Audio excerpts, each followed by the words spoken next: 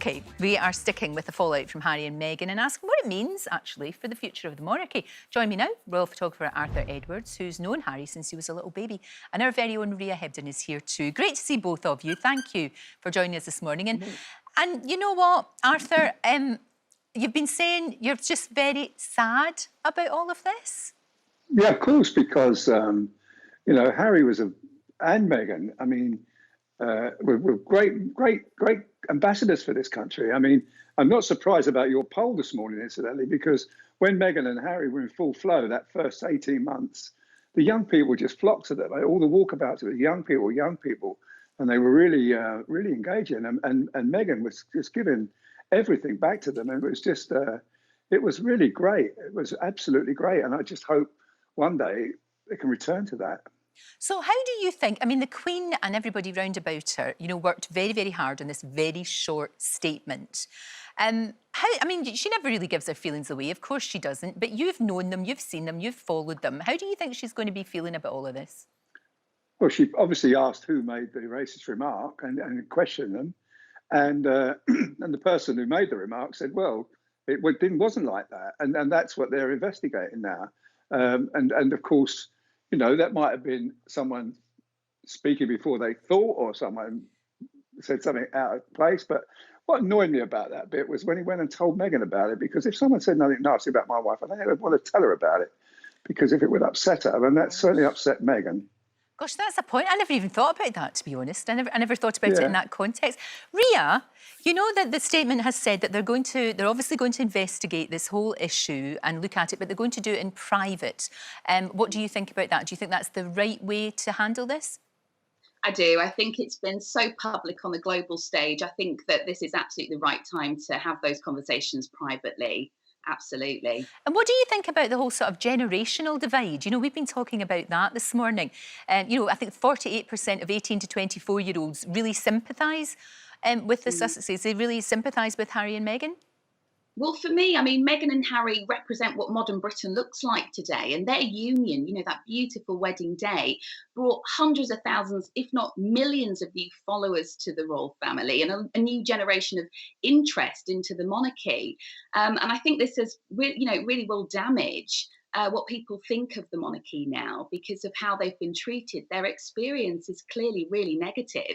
And I think anybody watching that, you know, you can't deny the pain and discomfort they've been through. I think it was a missed opportunity also for the royal family to be a bit more progressive, because Meghan and Harry were very vocal about still wanting to honour their duties, but maybe do some things a bit more differently. And I think by the institution not being flexible and open-minded to doing things differently, they really missed out on an opportunity to connect with the new generation. Because I remember a photograph, and I know that both of you will remember this as well, and I thought it was one of the most beautiful pictures I'd ever seen of the royal family, and it was there it is.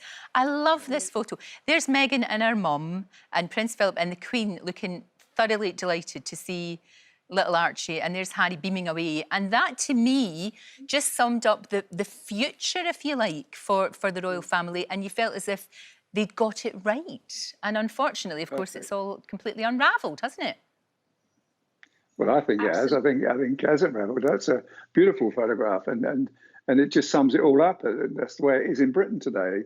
As the guest said, you know, this is modern Britain, and unfortunately, this race comment has dominated the whole of that interview. I mean, there was lots in that interview that well, I didn't make me happy, but what did make me upset was that someone in the royal family had said that to Harry.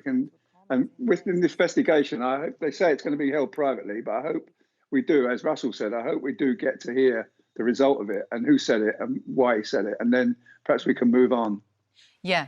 And Ria, you think the same? It should be. They've brought it up now, and we need to know. The good thing is, at least we're having conversations about it, which is what I've been saying all week. Absolutely, but I do think also we do need to look at why changes were made to the convention. I mean, they broke tradition in removing Archie from his entitlement. It was his birthright to be a prince. That, for me, was really shocking to discover that in the interview. I think, is it not one of these things where...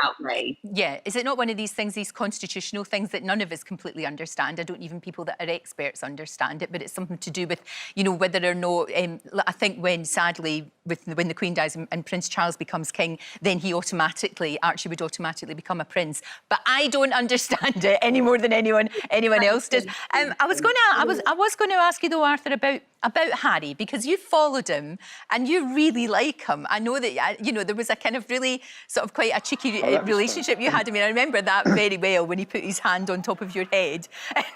You did have that sort of that good rapport. But also, obviously, he's changed. He's grown up. He's become a dad. He's changed completely in that way. He has grown up. But do you think he's happy? I don't actually. No, I think what is he going to do rolling around in that house every day? I mean, in England, he had a purpose. In this country, in Great Britain, he was somebody. He was important. He used to get involved in lots of charities, and certainly with young people. I think it was fantastic. I mean, that particular case where he put the hand on my head, that morning I'd been on television saying he was going bald, something he'd said to someone on a walkabout the day before. And he said, and I said, well, you said it yesterday. He said, yeah, but I didn't want you to tell the whole world. And we had a good laugh about it. And that was what it was. He was unhappy with what I'd said, but he made his point. And that's what he used to do then. Oh, I just hope I really, really do hope that they are happy, because they looked blinking miserable, didn't they? I mean, Ria, they looked miserable towards the end of everything. And now, hopefully, they've got all of that off their chest and they can just get on and be happy. But as I keep saying, I just think it's such a wasted opportunity, because I think they could have done, particularly Meghan could have done so much. The Commonwealth, isn't it so important to them, Ria? So important to the Queen. And what an ambassador you've got there in Meghan for the Commonwealth. I mean, Yeah, absolutely. But they did say that. They did say that they wanted to do those things. And like I said, it was a missed opportunity for the monarchy to be more progressive. But it's a new chapter for them both. And I'm excited to see what they'll do. They're both brilliant people and they're doing great work with their charities. And I suppose it's just a new way of working for them ahead. Yeah, it's just sad what might have been. Thank you both for joining me. I really appreciate it. I really do. Thank you so much. Don't forget, you can watch full episodes of Lorraine on the ITV Hub, and all the best clips, compilations and playlists right here on our channel. Just subscribe now and you'll never miss an upload. Click here to watch another video similar to this one, or click here to head to our channel's homepage to explore all of our exciting videos.